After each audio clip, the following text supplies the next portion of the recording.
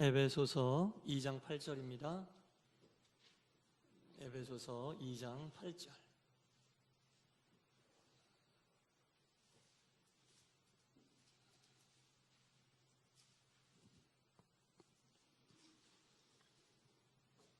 우리 다 같이 우리 하나님 말씀 읽어보도록 하겠습니다. 자, 찾으셨죠? 네. 시작. 너희는 그 은혜에 의하여 믿음으로 말미암아 구원을 받았으니 이것은 너희에게서 난 것이 아니요 하나님의 선물이라. 아멘. 할렐루야. 한 달 만에 뵙는 것 같습니다. 일주일밖에 안 됐는데 평안하셨죠? 네. 한 주간 동안 격리죠?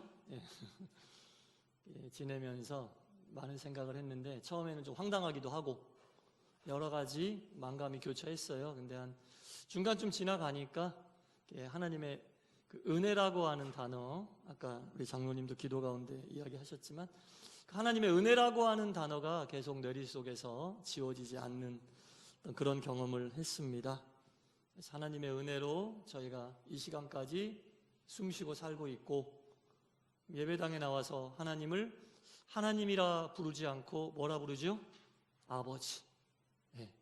아버지라고 부르면서 지금 우리가 예배를 드리고 있습니다. 이 모든 것이 다 하나님의 은혜인 줄 믿습니다. 은혜가 아니면 한순간도 살 수 없다. 네. 은혜가 아니면 한순간도 살 수 없는 존재가 바로 나다라는 것을 깨달을 때 정말 큰 은혜가 우리 가운데 임하게 될 줄 믿습니다. 그래서 어떤 설교를 해야 되나 하다가 이 은혜에 대한 설교를 해야겠다 해서 낮 예배도 그 은혜에 의하여, 오후 예배 뭡니까? 그러나 은혜를 입었더라. 은혜로 시리즈로 오늘도 설교를 하겠습니다. 그래서 설교 들으시면서 함께하고 계신 하나님을 느끼시기 바랍니다. 저는 이 패드, 오래전부터 이 패드에다가 설교를 준비하고 있어요. 근데 이 패드를 이제 시작하려면 첫 화면이 나오면 비밀번호 누르라고 나오거든요. 그래서 비밀번호를 설정을 하고 비밀번호를 눌러요. 그러면은 이제 패드 속에 들어있는 자료들이 쫙 나와요. 근데 이제 제가 비밀번호를 좀 자주 바꾸는 편인데 언젠가는 이 비밀번호를 바꿨는데 생각이 안 나는 거예요. 비밀번호가 생각이 안 납니다. 그래서 제가 사용하고 있는 패드는 비밀번호를 5번까지 누를 기회를 줘요. 5번 지나면 5분 뒤에 다시 누르라고 그러고 열심히 5분 동안 생각해서 눌렀는데 틀리면 15분 뒤에 다시 하라고 그러고 15분 동안 얼마나 조마조마하겠어요. 할 만한 거 다 해봤는데 15분 뒤에 또 눌러서 또 안 되면 이번엔 몇 분이겠어요? 30분 뒤에 하라고 그러고 막 그 30분 기다리는 시간이 지옥이에요. 뭐지? 30분 뒤에 또 틀리면 1시간. 그 다음부터 뭘 생각하냐면 이 기계를 공장 초기화를 해야 되나? 자료 다 날리고 별별 생각이 다 드는 거예요. 가만히 우리가 살고 있는 지금 시대를 보니까 다 비밀번호예요.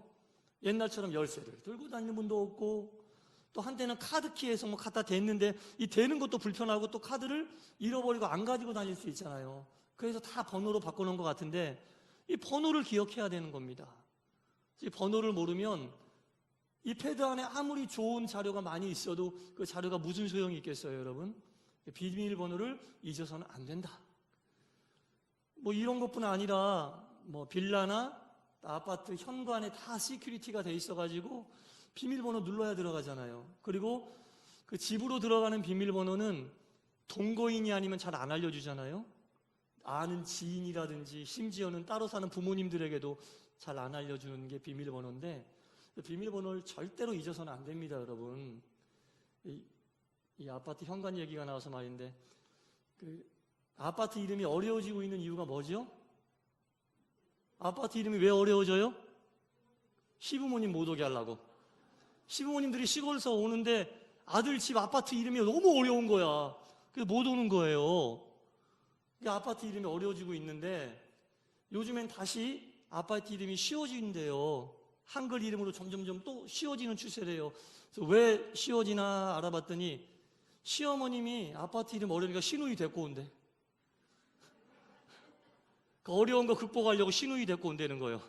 그래서 아유 차라리 시어머니 혼자 오는 게 낫지 신우이까지 오면 더 피곤하다. 그래서 다시 아파트 이름이 쉬워진다는 거예요. 참 이게 누가 만들어낸 얘기인지 참 재밌는 유머인데, 어쨌든 간에 이 비밀번호라는 것은 여러분 굉장히 중요한 거예요. 그래서 비밀번호를 잊어서는 안 됩니다. 우리 예수님께서도 하늘 창고라고 표현하셨거든요.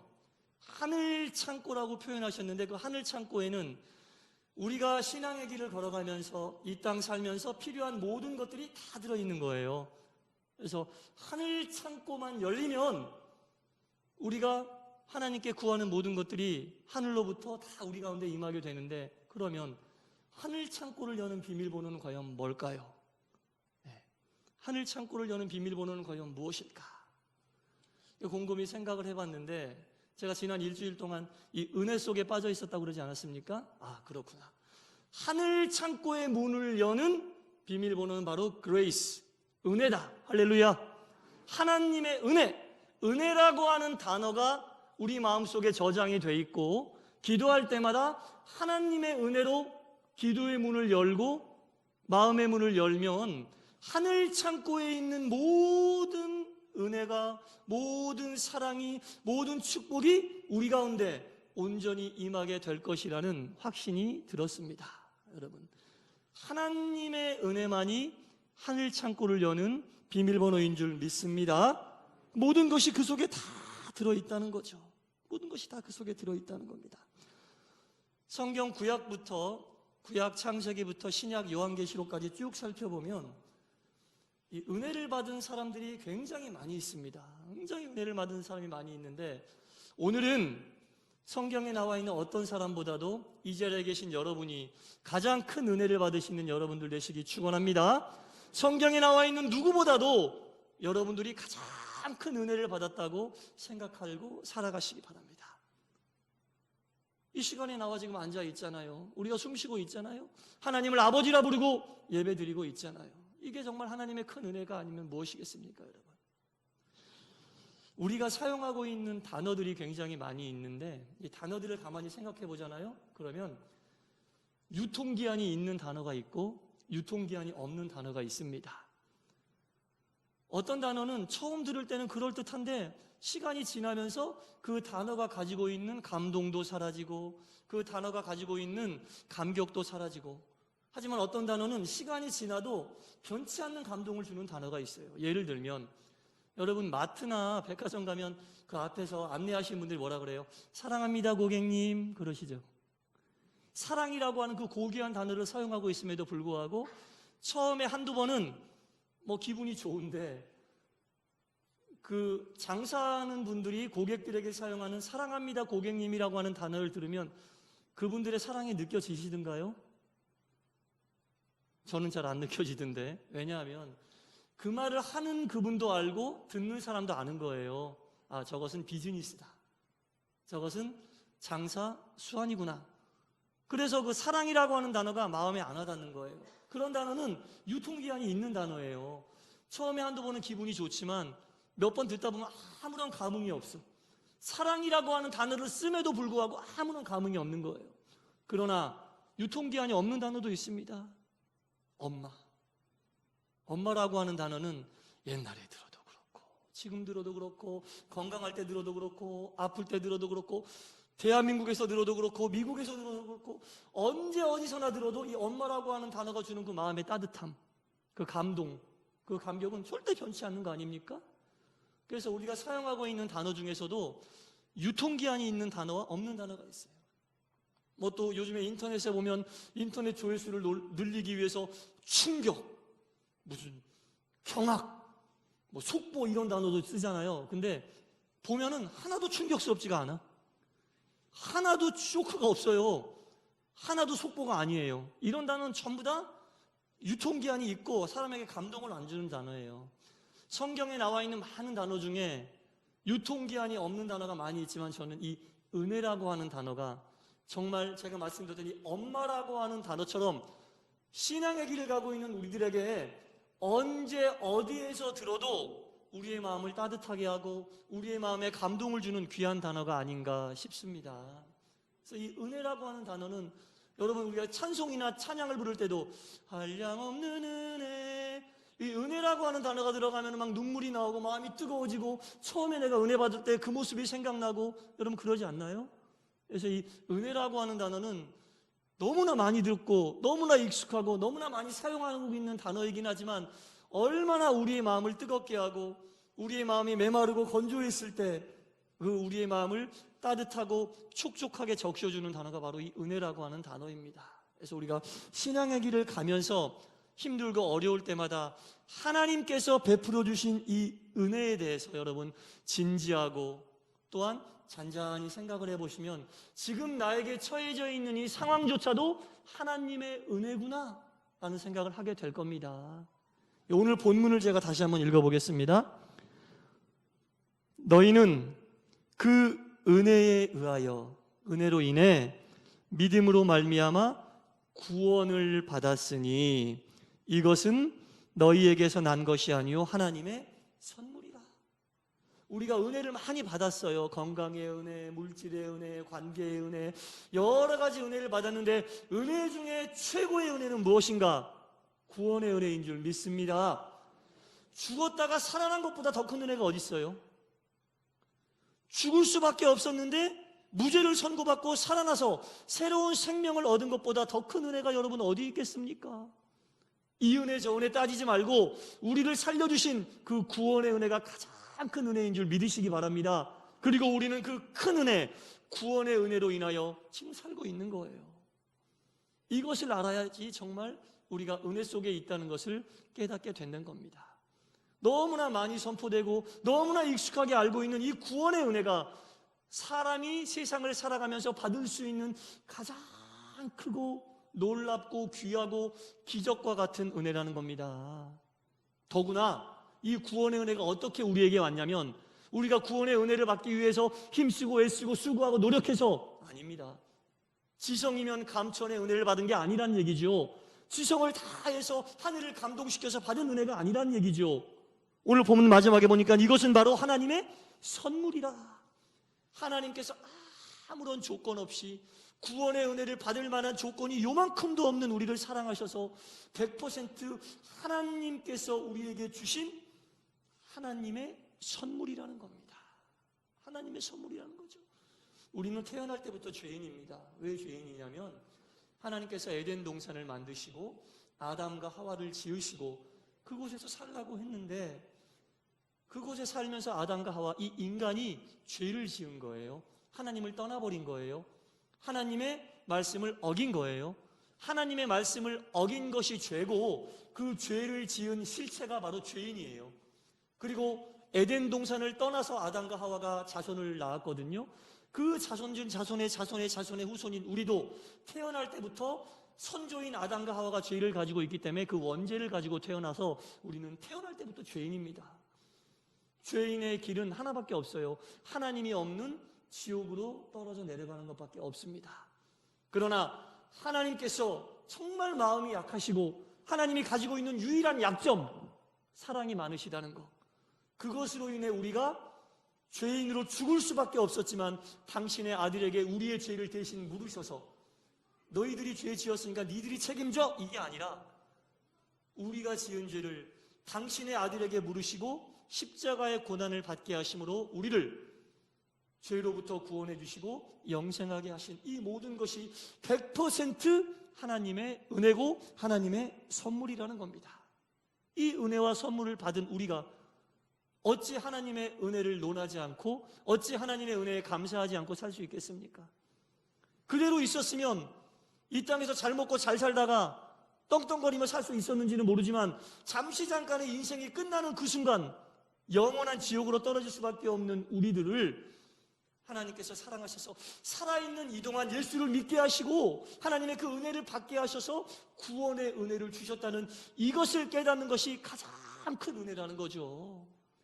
짧은 이 세상 살면서 받는 그 은혜보다 영원히 살 수 있는 영생을 주신 그 구원의 은혜를 깨닫는 자가 신앙의 길을 가면서 가질 수 있는 가장 지혜로운 자고 가장 큰 은혜를 받음을 체험하고 있다는 겁니다. 이처럼 우리가 하나님의 은혜가 아니면 감당할 수 없는 이 큰 은혜를 우리에게 주셨다는 겁니다.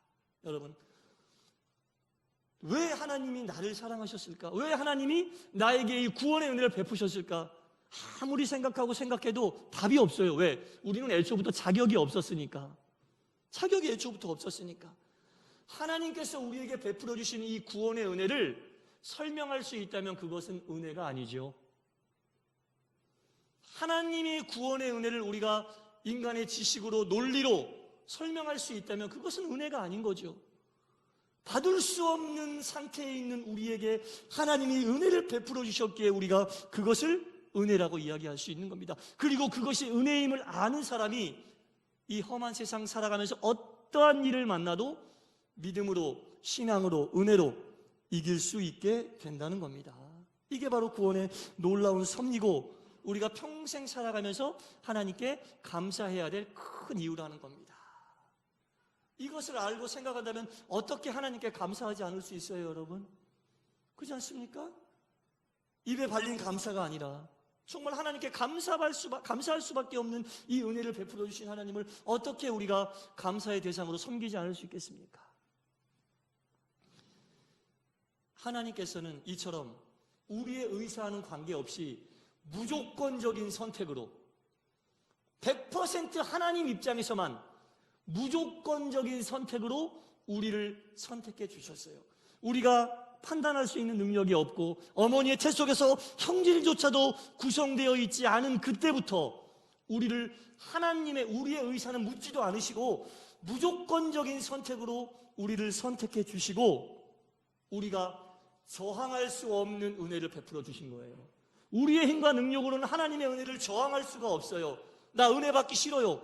하나님께 선택받은 자들은 저항할 수 없는 은혜를 받을 수밖에 없어요. 이게 무슨 말이냐면 사막에 모래밭이 있는데 아무것도 없는데 나무 한 그루가 사막에 딱 있어요. 그러면 하늘로부터 내려오는 따가운 햇빛을 그 나무가 나 햇빛 받기 싫어 그렇다고 차단할 수 있어요? 없습니다. 사막에 한 그루 있는 그 나무는 하늘로부터 내려오는 햇빛은 무조건 받게 돼 있어요. 이게 하나님께서 우리에게 내려주시는 무조건적인 저항할 수 없는 은혜라는 얘기예요.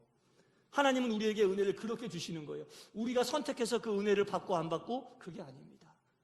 하나님께서 무조건적으로 택하셔서 우리는 하나님의 자녀가 되었고 그 택함받은 자녀에게는 인간이 저항할 수 없는 은혜를 주신다는 거예요. 인간의 힘과 노력과 공로가 아니라 100% 하나님의 사랑으로 우리에게 저항할 수 없는 은혜를 베풀어 주셨고 지금도 베풀고 계시고 앞으로 여러분들에게 베풀어 주실 줄 믿습니다.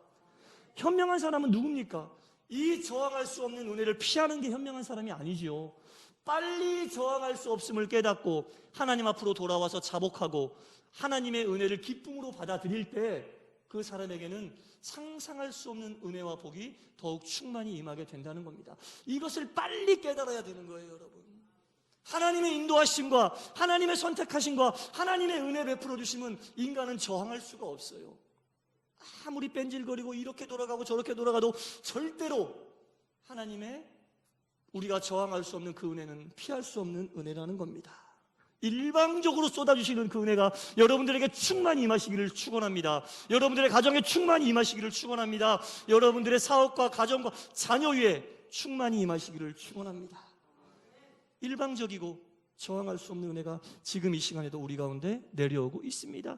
이것을 알면, 이것을 깨달으면 내 삶이 이런 삶이었구나, 앞으로 이런 삶이 전개될 거구나라는 것을 깨달아 알게 되면 아무리 어려움이 오고 힘든 일이 오고 괴로운 일이 와도 그것도 전부 다 피할 수 없는 은혜 속에 속해 있는 과정임을 알고 하나님께서 선하고 의롭게 인도해 주시게 된다는 겁니다. 그것도 깨닫게 되는 거죠. 이 모든 것이 다 한량없는 하나님의 은혜라는 겁니다. 나 같은 죄인 살리신 주 은혜 고마워. 이 찬송을 작사한 존 뉴턴이라는 사람이 하나님께서 베풀어 주신 은혜를 생각하니까 막 눈물이 앞을 가리고 어떻게 할 수 없는 마음으로 이 찬송가를 작사했다는 거예요. 여러분들 마음속에서도 하나님이 나에게 베풀어 주신 이 은혜, 구원의 은혜를 깨달을 때마다 이런 고백이 있으시기를 바랍니다. 이것을 깨닫고 살아갈 때 여러분들의 신앙의 길은 정말로 아름답고 정말로 사랑이 넘치고 하나님께 감사하고 하나님께 순종하고 평생 주변 환경과 여건에 흔들리는 신앙이 아니라 하나님만 바라보고 은혜만 바라보고 나가는 정말로 말 그대로 은혜로운 신앙의 길이 되실 것이고, 그 은혜를 기억할 때 하늘의 창고의 문이 열리게 된다는 겁니다. 하늘 창고가 그때 열리는 겁니다. 주여 주시옵소서 이럴 때 열리는 게 아니라 지금 있는 내 상황도 하나님의 은혜고 하나님의 계획과 섭리 속에 있다는 것을 깨닫고 할렐루야 주님 베풀어 주신 은혜에 감사합니다라고 진심으로 은혜에 감사의 기도를 드릴 때 그 은혜가 비밀번호가 되어서 하늘 창고가 여러분들 앞에 활짝 열리게 된다는 겁니다. 은혜로서 여러분 신앙의 길을 가시고 어떠한 상황 속에서도 은혜를 잊지 마시고 하나님께 정말로 감사하며 살아갈 때에 하늘 창고는 여러분들에게 열리게 되어 있습니다. 기도하겠습니다. 하나님 아버지, 아무리 둘러보고 또 둘러보아도 하나님의 은혜를 받을 만한 조건도 없고 자격도 없고 아무 공로도 없는 저희들을 일방적인 선택과 저항할 수 없는 은혜를 베풀어 주셔서 이제까지 살게 하시고 은혜 안에 거하게 하시니 감사합니다. 모든 것이 하나님의 은혜임을 깨닫고 아버지 앞에 은혜의 감사의 기도를 드리는 그때가 나를 위해 예비하신 하늘 창고가 열리는 시간임을 깨달아 알게 하여 주시옵소서. 하늘의 문을 열고 하늘 창고를 여는 비밀번호는 은혜, 그레이스입니다. 우리 마음속에 이것을 잊지 않고 평생 살아가게 하여 주시옵소서. 예수님 이름으로 기도드리옵나이다. 아멘.